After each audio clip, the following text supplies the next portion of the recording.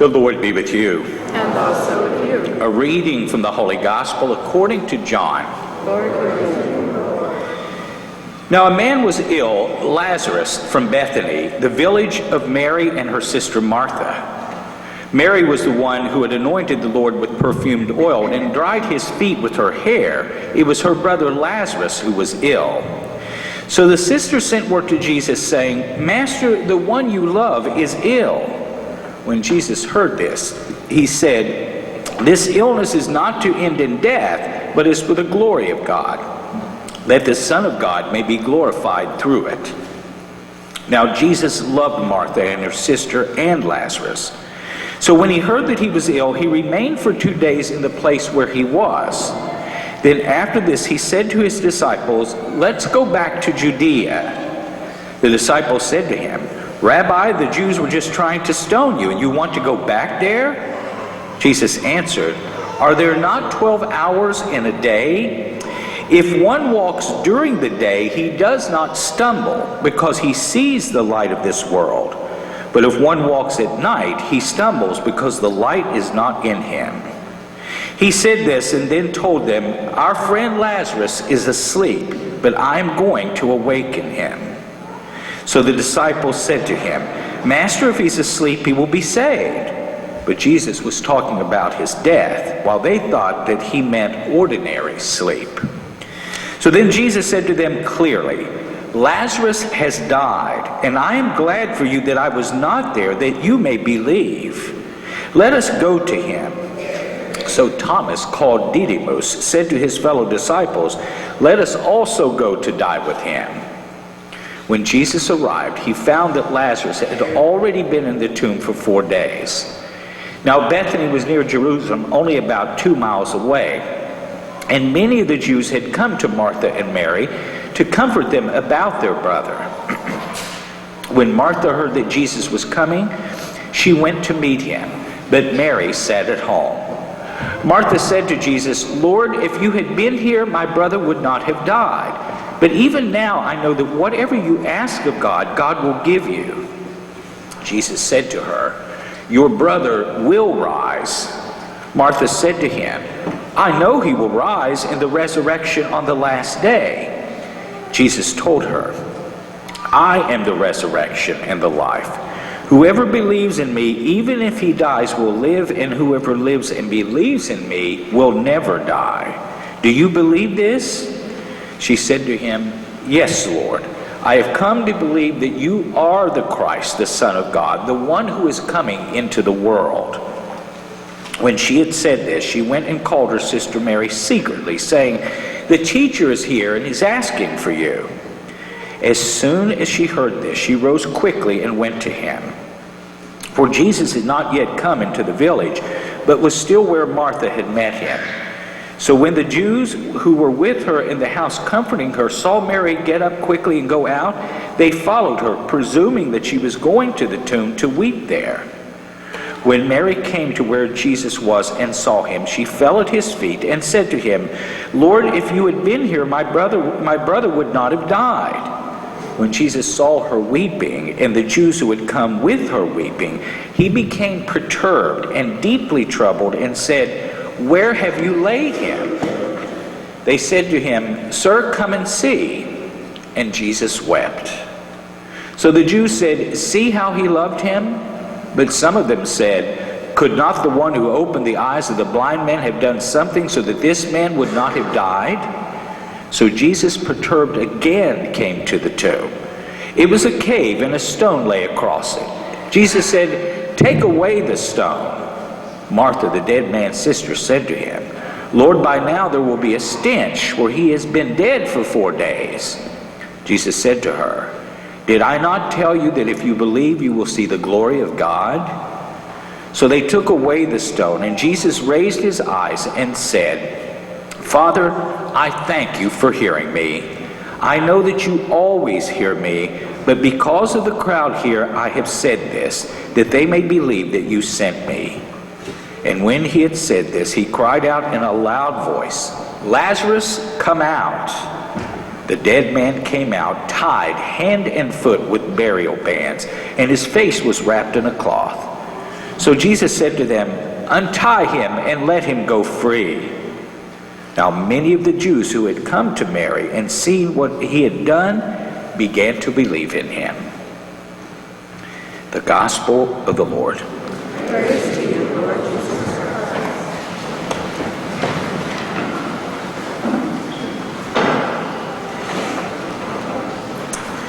Well, good morning, everyone.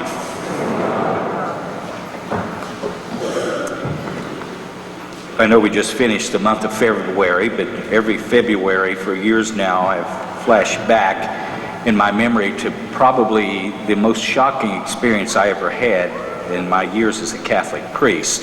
And it's one of those things that they never train you for in the seminary, but those of you who are lawyers, pharmacists, whatever, they never trained you for when you get out in the field and with much of anything. You do a lot of on-the-job training. And it was a February, I'll never forget, in the evening during the week, and the chief of police of Wheeling, who was a parishioner, gave me a call, and I could tell in his voice that he was in a state of panic. And he asked me to come up to an area not too far from the parish called Summit Drive. It was a little community that was on top of a hill, about 60 or so families. One road went up, and it was the same road that you went down. Very close-knit community. But that particular evening, that community was shattered because one of the families there experienced just utter tragedy. 5 members of the family were shot to death by a relative, 3 adults, 2 children. And I remember when I went up there on the scene, I could still smell gunpowder in the air. It was just that fresh, and carnage all over the place. And then I remember a couple of the officers got a call to go after the shooter. He had left and gone to another part of town where he holed himself up in his house for a little while, and then he would end up killing himself with a shotgun. And so needless to say, the whole city was in mourning for almost a week. It took several days before the medical examiner would release the bodies for burial. And it was just a horrible, ungodly thing. And the thing probably that made it the worst of all, believe it or not, was the day that I was asked to do the funeral for these people at Altmaier's funeral home there in Wheeling. The survivors of the Storm family were fighting outside on the parking lot. I just never seen anything so appalling and disgusting in my life. I wanted to just beat them all in the head. I thought to myself, this is stupid. After such a horrible tragedy, and then to be fighting. But you know, that opening song that Dee so beautifully sang, where is Dee? Oh, there she is. I am the bread of life. You know, those words, and I will raise him up on the last day. Those words just rung in my ears as I was coming home that evening from that shooting, and then throughout that whole week leading up to the funeral. And you know, those words have been a source of consolation and comfort to me whenever I find myself in a tragic situation. Because you all know very well, you read the news, you look at the television, we see some horrible, gut-wrenching things happen on a daily basis in this country. And sometimes it seems as though the powers of darkness have the upper hand. But today's gospel reminds us that Jesus has the upper hand. Jesus is always in control. We have once again a story from St. John that appears only in John's gospel, although we do hear about Martha and Mary and Lazarus in Luke's gospel in an entirely different context. But here we have a story that actually closes out the first section of John's gospel. John, who is a masterful gospel writer, neatly divides his gospel into 2 sections. The first section, chapters 1 through 12, we call in biblical studies the book of signs. Because in those 12 chapters, John will include all his miracle stories. All of them are in those first 12 chapters. And John will record the fewest of miracles of all the gospel writers. He has only 7. And it's in this section that John, when he talks about one of the miracles of Jesus, will use a technical Greek word that Matthew, Mark, and Luke do not use. They will use a word, the word very often used by them is dynamis from the Greek, which simply means an act of power. And certainly a miracle is that, for sure. But John uses the technical Greek word semeion, which literally translates into the English as sign. Because for John, what's important about the miracles that Jesus does is not the act of power. That's a given. Jesus can do anything. He can walk on water. He can feed 5,000 people. For the true believer, that's no big deal. But what's the message being communicated through this sign? John wants us to look below the surface and try to find out what Jesus is trying to teach us through these miracles. And such is the case in our gospel today.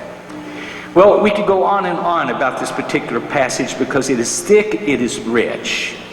But one of the things that perhaps has touched me for years when I look at this passage and I pray over this passage is the emotional reaction of the Lord Jesus.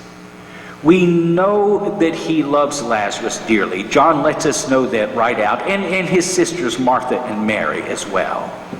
So why did he wait 4 days before he finally arrived on the scene? Why did he take so long? And he really got a good tongue lashing kindly from Martha, who says, you know, if you had been here, he would have never died. And Jesus says, he's not dead. He's just asleep. And of course, Martha doesn't understand. None of the disciples understand at this point. So why did Jesus wait all that amount of time? Well, not because he didn't care, but Jesus wanted to let people know that this man Lazarus was really, really, really dead. And you can't get much deader than being dead for 4 days, believe me. And so that really makes what Jesus is going to do all the more powerful. But also, when Jesus finally gets to the area where Lazarus' tomb is located, this translation that we have says from the Greek, perturbed. Jesus is perturbed and he cries. Well, that's a very weak rendering for a Greek verb, which means that Jesus was shaken clear to his bowels. He was filled with so much emotion, his guts were turned upside down. And why were they turned upside down in such a way? Because this will be the first time that the Lord Jesus will go face to face against the power of darkness. He doesn't like the fact that Satan has taken the life of one of his friends.